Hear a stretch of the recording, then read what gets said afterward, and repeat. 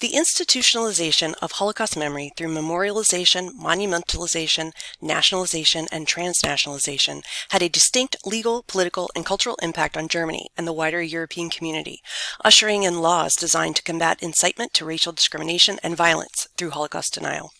The political and religious presence of Jews in post-unification Germany raised questions about the special status of victims of the Holocaust, which had become a central aspect of European cultural identity.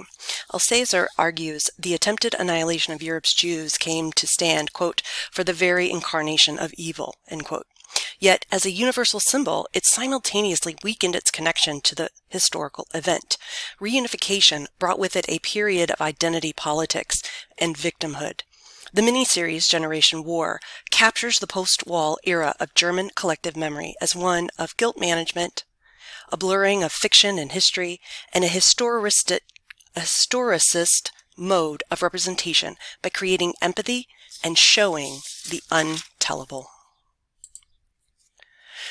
Althusser discusses how the shifts in cultural memory reflect an equivocation on the part of post-war Germany, ranging from first feeling victimized by Nazi forces to a period in the 60s and 70s of acknowledgement as perpetrators to a post-war over-identification with the victims. He points out that rather than serve the goal of working upon the past, it is an attempt at guilt management, a transfer of victim status. Melodrama and parapraxis are forms of guilt management that aim to balance excess and redress the past, attempting to use the platforms provided through trials and media to service the debt owed, yet create distance from the individuality of the persecuted. As the Jews were finally being brought to the forefront of public memory through memorialization and the media, the Holocaust became symbolic of extreme suffering, leading other groups to feel they too deserved consideration. By universalizing the narrative of, quote, never again, as a collective effort to further the cause of human rights, cultural memory reimagines the ordinary German as a perpetrator stripped from any guilt. Quote, trauma in the 21st century has become a badge of honor, one of the last ways of presenting oneself as authentic and singular in the public sphere, end quote. The significant crises facing the world since 9/11 have reframed the Holocaust as something that happened to the Jews in the past, yet could easily happen to us in the future. An absolute evil to be feared and faced, not only by Germany or any one nation, but collectively as parts of the European and global community. Quote, parapraxis comes about when contradictory impulses or incompatible desires appear to find a successful compromise, end quote. Guilt management in German collective memory represents a reunified Germany's attempt to find a new solidarity from divided histories, ones demonstrated too with conflict between the official commemoration policies of remembrance at war with the revival of the unofficial memories of families still plagued by pain of war. Schmitz asserts that Victor's experience as a victim of Nazism is morally clear-cut. The audiences will naturally align with his story, and as such he appears to be the least traumatized. But I want to offer a different perspective. I felt that Victor was shown several times to be sitting in judgment. He uses his agency and is not portrayed as a passive victim, yet he is time and again the element that is used to reveal the failings of those he encounters. The scene where Victor confronts Gestapo Sturmenführer Dorn about his Nazi past seemingly transfers guilt for the post-war inclusion of known Nazi criminals to the occupation forces, needs must, if you will, and acknowledges the fact that mistakes were made in those early post-war years.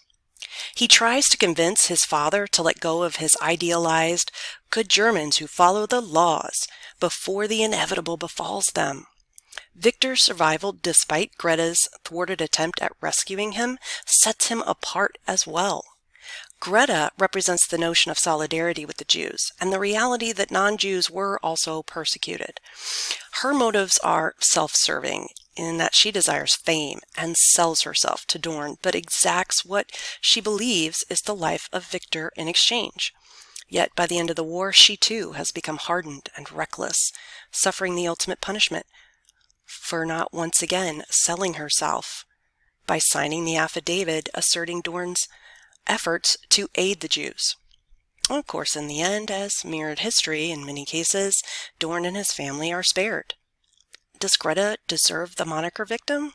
Did she atone for her crime? Was she even a perpetrator, or was she just an opportunist? Modern audiences would probably recognize themselves in her, someone not always likable, yet a representation of the diversity of experiences. While Generation War creates what Sabine Haake would call an, quote, illusion of objectivity and authenticity, end quote, when combined with the absence of actual historical figures, the film allows for the characters to suffer and endure a history that contemporary Germans would identify with themselves as, quote, victims of their own history, end quote.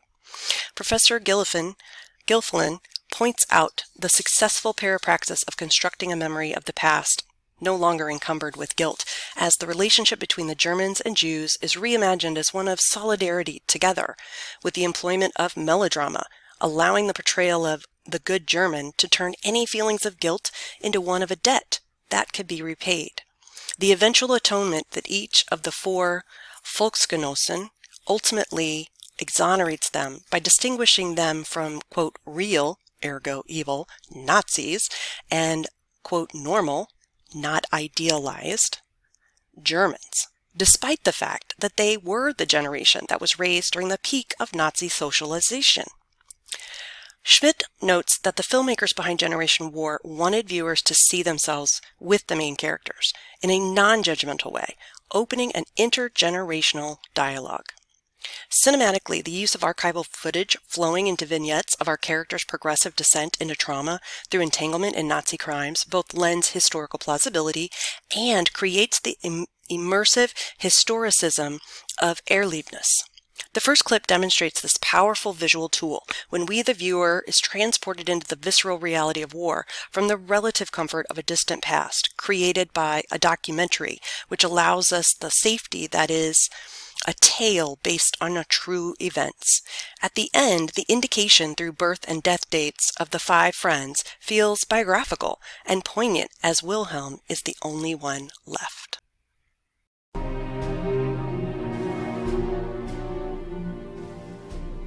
Juli 1941. Dies wird ein anderer Krieg werden als alle zuvor.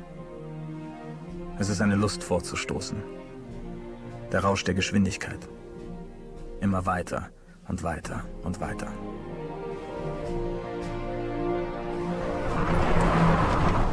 Die Endlosigkeit des Raumes. Landschaften, wie wir sie noch nie gesehen hatten.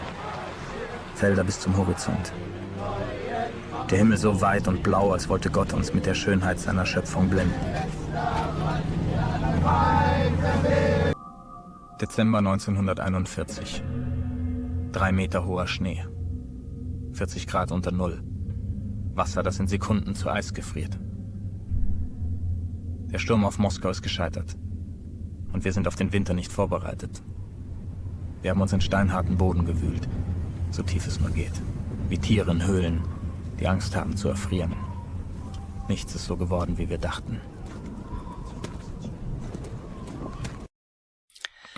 The second clip of the 3 remaining survivors meet up in the bombed-out bar to reconcile their losses speaks to the attempt by the film to, as Schmitz notes, is, quote, testimony to the destruction of their youth, to the authenticity of the group's collective innocence, and to the destruction of their characters through their traumatic experiences, both including and excluding the Jewish perspective in the overriding of the photo without Victor's face by the re-establishment of the memory of an intact community of Germans and Jews in 1941.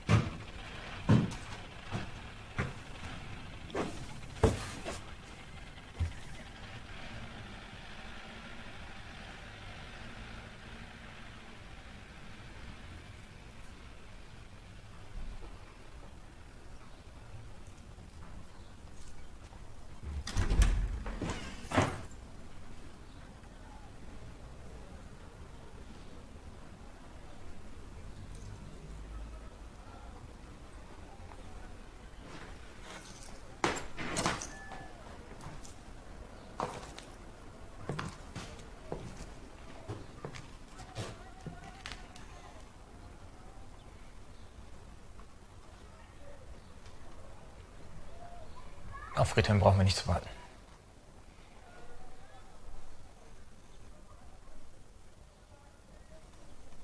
Gefallen. Für Führer, Volk und Vaterland. Hat jemand was von Peter gehört?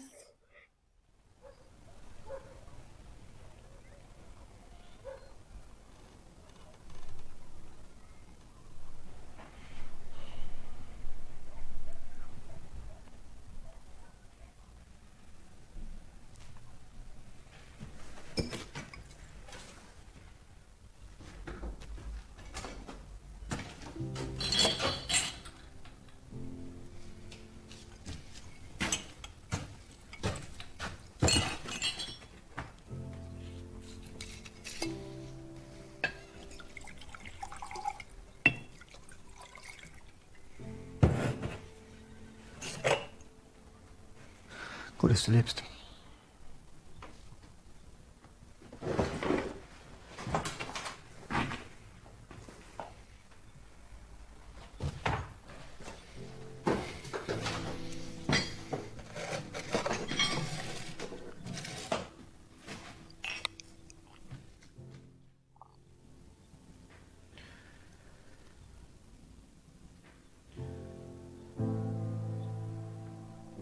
Auf Friedhelm und Greta.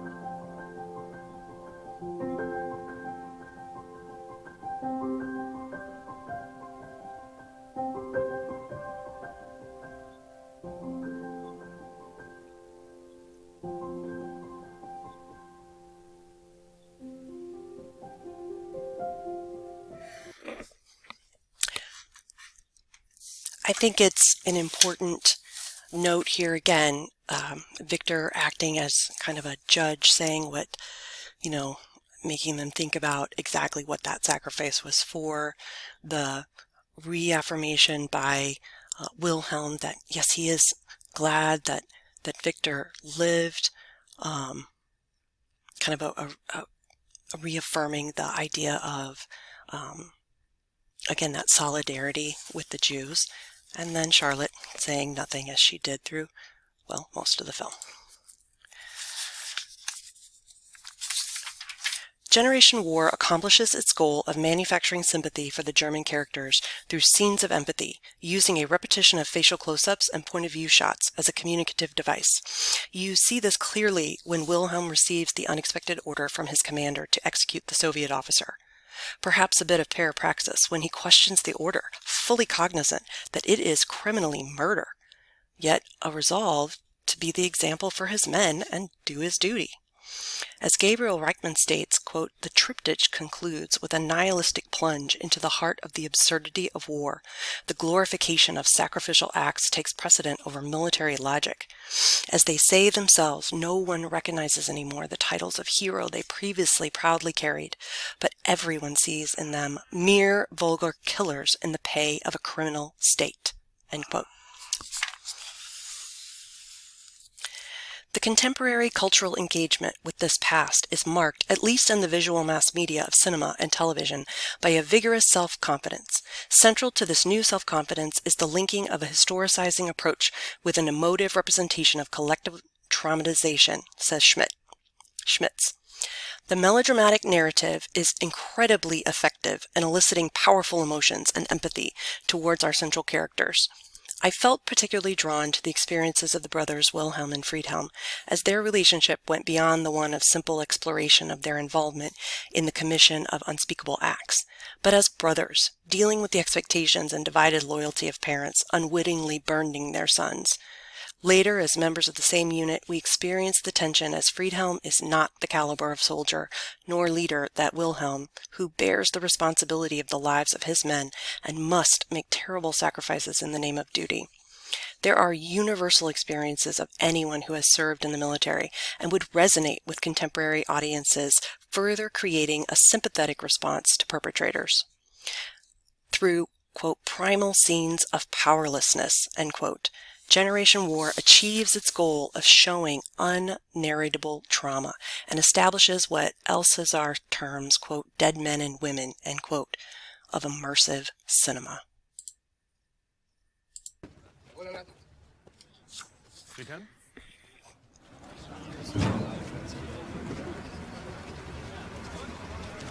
Was soll das? Was? Habe ich vergessen zu salutieren, Herr Leutnant? Du weißt genau was. Du bist der Einzige, der sich nie freiwillig meldet. Im Kampf gegen das internationale Finanzjudentum, ja? Ich dachte, es genügt, einen Helden in der Familie zu haben. Ich bin hier nicht dein Bruder, sondern dein Vorgesetzter. Friedhelm, du weißt, wie sie über dich denken. Vor Vater konnte ich dich schützen, das kann ich hier nicht. Darum habe ich dich niemals gebeten. Weißt du was, wenn du mich in einem Trupp haben willst, dann teile mich ein.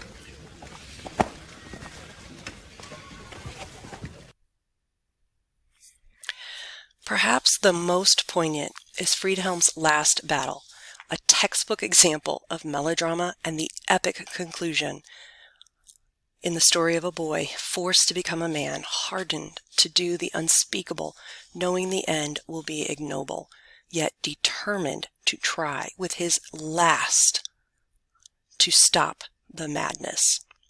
Realizing that the indoctrinated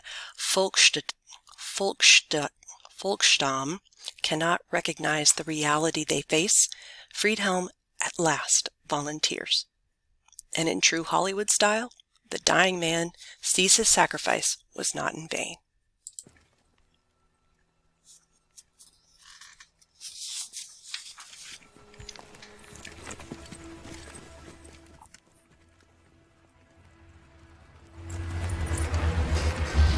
Deckung! Aufhören! Aufhören, verdammt nochmal! Ihr Schwachköpfe.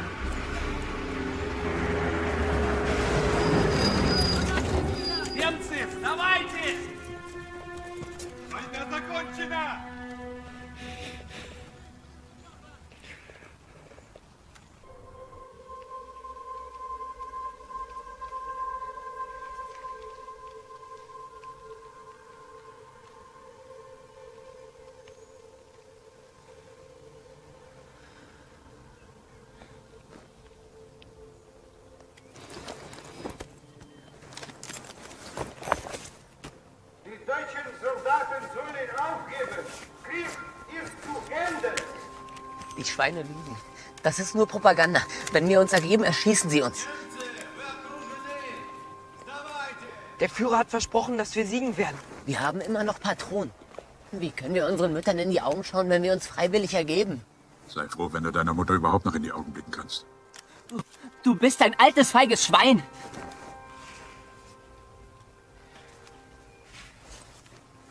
Wie alt bist du? 12. Ihr seid Kinder. Die Russen werden uns nach Hause schicken.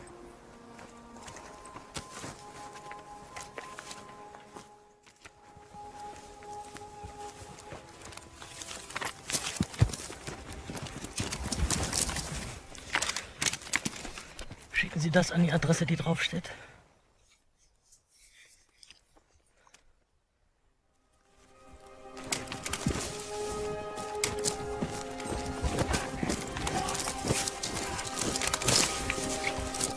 Er greift sie an.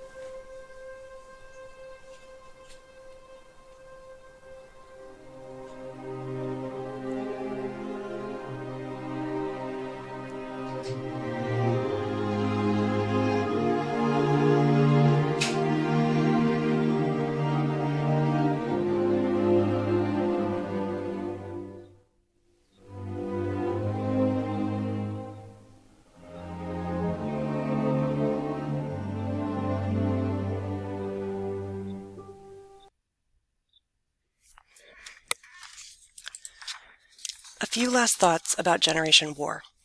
As I wrote in a response to a classmate's discussion post, quote, the collective nature of examining the culpability or impact of a process so beyond the control of any one person is a dangerous oversimplification, one that denies the humanity of all and prevents the current generation from recognizing the warning signs and need to prevent the next, quote, never again from taking root, as it seems to be doing.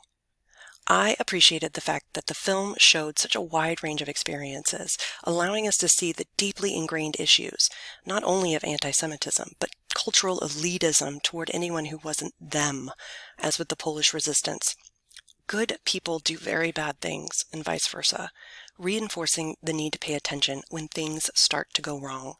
Our own country is in danger of succumbing to the treachery of demagoguery and power-hungry people willing to destroy the democratic processes they purport to embody, leading ill-informed, impressionable people to buy into the propaganda and be led to do things unthinkable in our nation's history. Preying on lingering racial resentment and fear-mongering of the other, whose very survival means the end to our America. It couldn't be possible without the collusion of the professional media outlets, the self-interested power brokers, and the willingness of everyday people in positions as mid-level functionaries in facilitating this madness, whether through active abetting or in an unwillingness to sacrifice their own position to come out against it. Words matter.